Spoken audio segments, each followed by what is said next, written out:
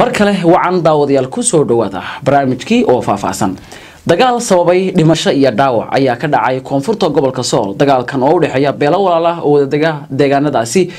sida khadka telefoonka oo nooga waramay mid kamid ah warbaahinta gobolka Sool uu sheegay khasaaraha halkaasi ka dhacay iyo sidoo kale waxyaabaha sababay dagaalkaasi saaka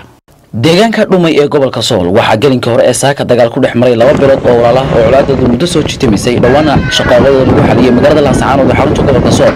dagaalkan ayaa khasaarihiisa lagu qiyaasay dhimashadu inay tahay 10 ruux sidoo kale waxa uu dagaalku saameeyay isu socodka gaadiidka ee u kala gooji jiray magaalada Laascaanood iyo deegaanada colaadu ka dhacday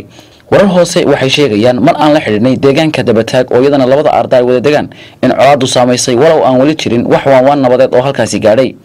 hadaba waxaan qadka telefoonka ku xiriirnay Maxamed Cismaan Cabdinuur oo kamid ah bahda warbaahinta gobolka Sool waxa uu nooga warbixiyay beesada saaka wax u dhaceen maxamed u goray waxaan nooga warbixisaa bal dagaalkii saaka ka dhacay koonfurta gobolka Sool iyo khasaaraha halkaasi ka dhashay maxamed bilaan shaagid iyo telefishinka SBS baan saabaya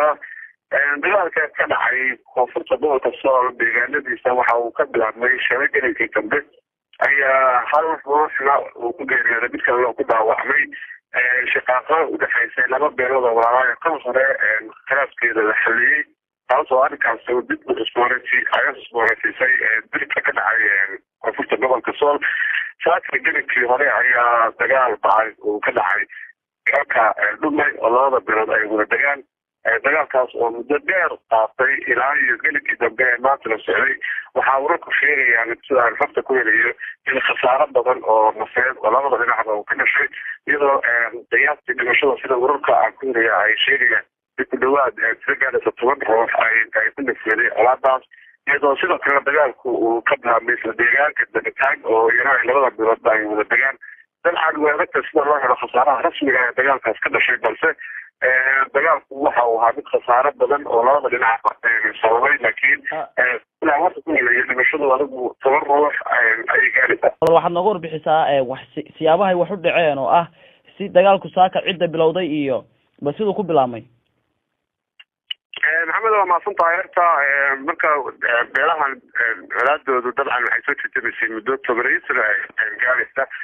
inta badan waxaa la sugayay kulamo badan oo qodobo badan oo nabada laga saaray nabada lagu xojinayo kulanka u dambeysay waxa uu ka dhacay magaalada Laascaanood oo labada dhinac odayaashooda ay isugu yimaadeen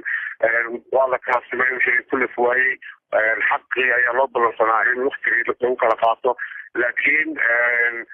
waxaad moodaa in qodobadii lasoo saaray go'aamintoodii iyadoo laga sugayo oo markii la kala sugayo in shilkaasi kala dhacay taas ayaa sababay in dagaalkan maanta ahi uu bilaabmo marka dagaalku wuxuu ku bilaabmay uun arrintaas shalay ee dhacday labada ruux midna lagu dhaawacay midna ku geeriyooday waayahay dagaalku dabcan hadda wuu socdaa baad ka dhawaajisay wax hadda ergooyin nabadeed oo labada beelood ama ka socda ama odayaasha deegaanka oo gaadhay